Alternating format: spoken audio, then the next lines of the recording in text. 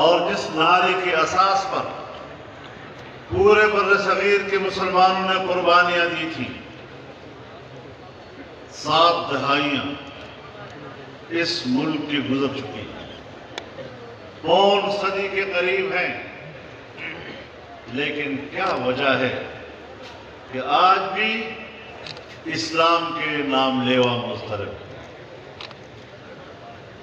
ہمیں اس وقت بھی اسلام کے بارے میں تشویش ہے۔ یہ ملک اگر اسلام کے نام پر بنا تھا، پھر یہاں پر اسلام کو محفوظ ہونا چاہیے، پھر اس کی ضرورت نہیں تھی کہ ہم اسلام کی حفاظت کی جنگ لڑیں۔ یہ ریاست کی ذمہ داری تھی کہ وہ اسلام کی حفاظت کرے، لیکن ریاست تو اسلام کے پیچھے پڑا ہوا ہے، وہ تو مغرب کی غلامی میں ڈوبا ہوا ہے۔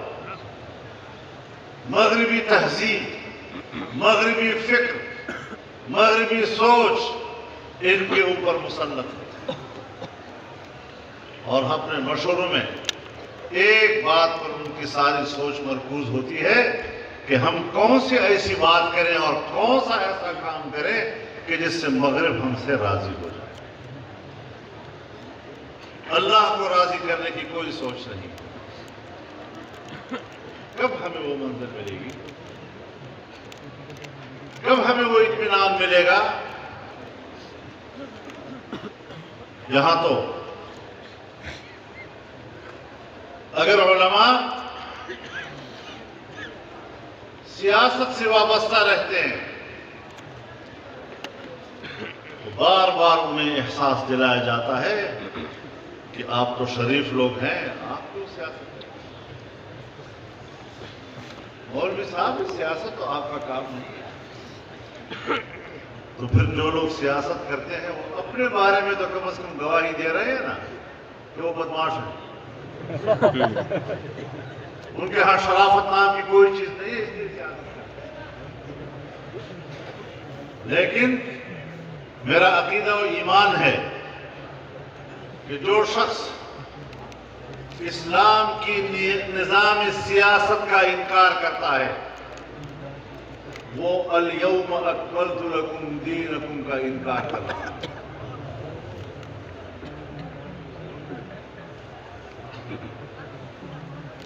دین اسلام انبیاء سے ہوتا ہوا جناب رسول اللہ صلی اللہ علیہ وسلم پر آ کر مکمل ہوا، اور اللہ تعالی نے اس نظام کو نعمت سے تعبیر کیا، اور اس طرح نعمت تمام کر دی ہمارے لیے۔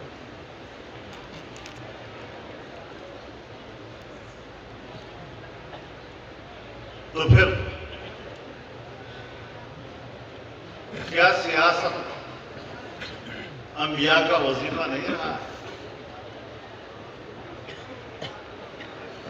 جناب رسول اللہ صلی اللہ علیہ وسلم کا ارشاد ہے، کانت بنو اسرائیل تسوسهم الانبیاء کلما ہلک نبی خلفہ آخر ولا نبی بعد۔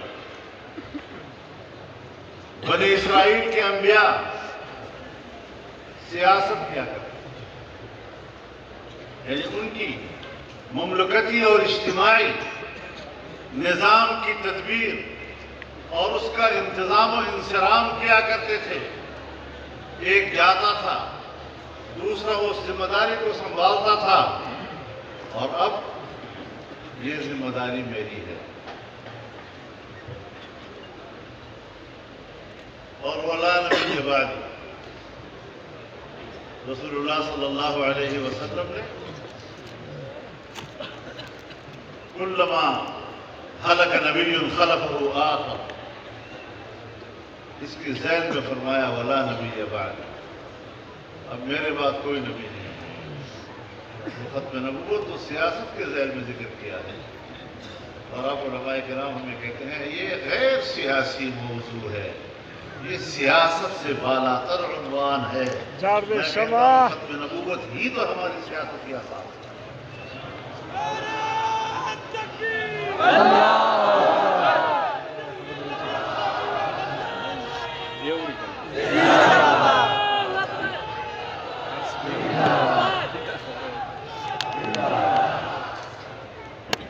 اگر علماء کرام سیاست سے لا تعلق ہو جائیں،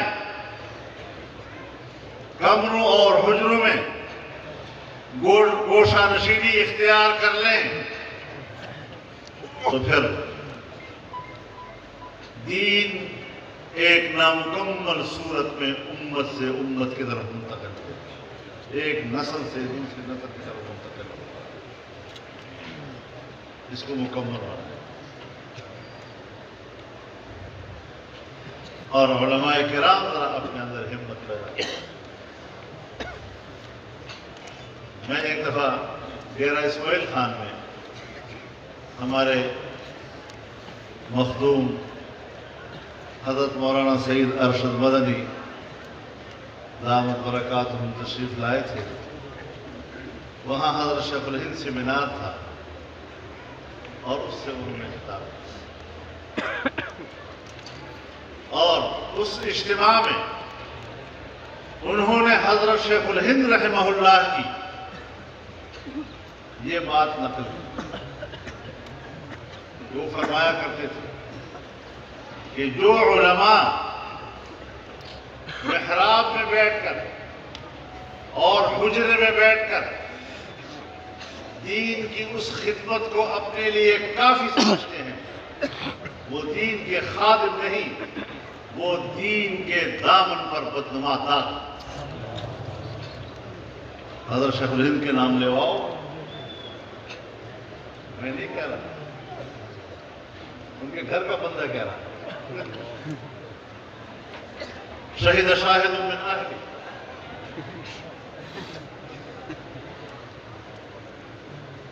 کیا وجہ ہے کہ ختم نبوت کا انکار تو قادیانی کر رہا ہے، اسلام سے بغاوت تو قادیانی کر رہا ہے. اگر یہ خالصتاً مذہبی مسئلہ ہے تو پھر امریکہ اس کو کیوں سپورٹ کر رہا ہے؟ پھر یورپ کیوں اس کو سپورٹ کر رہا ہے؟ ہمارے حکمران کیوں سپورٹ کر رہے ہیں؟ قادیانیت کو سپورٹ کرنا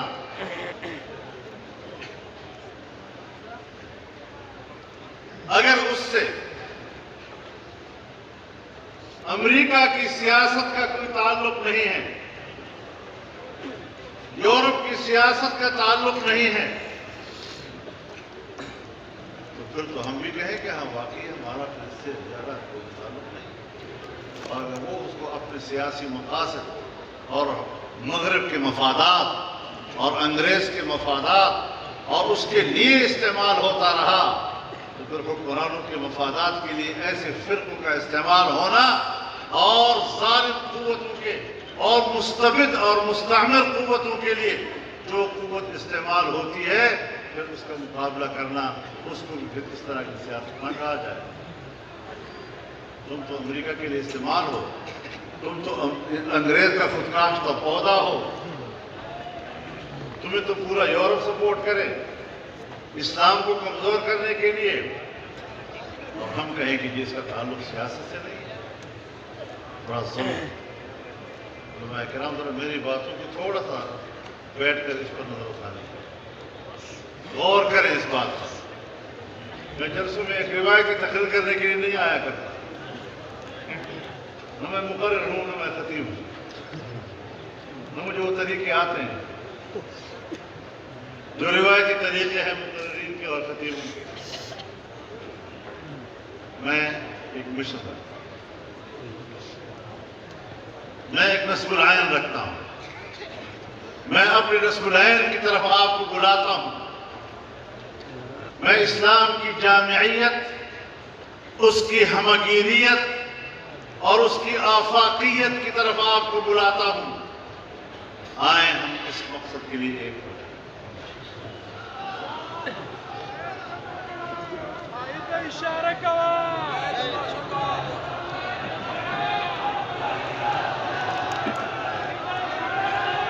ہمارے